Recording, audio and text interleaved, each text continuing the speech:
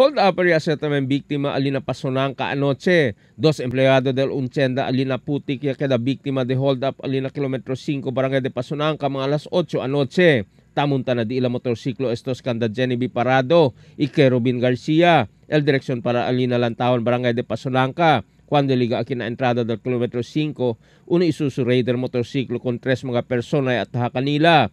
El uno de estos usa full face helmet ya planta armas de fuego y sacó con el 2 bag que con el 10,000 de pesos, 2 units de cellphone, birth certificate y otro pa mga cosas valuable. Mga suspecho escapa para nalantawan Pasonanca. Reklamante hacer palagas con el mga suspechaw pero ya perde lang estos alino kilometro 4 barangay de Pasonanca. Polis mira kay un grupo lang estos mga suspechaw. Elia si biktima alina Talungon San Roque, iya si también biktima alina Kabatangan del otro semana.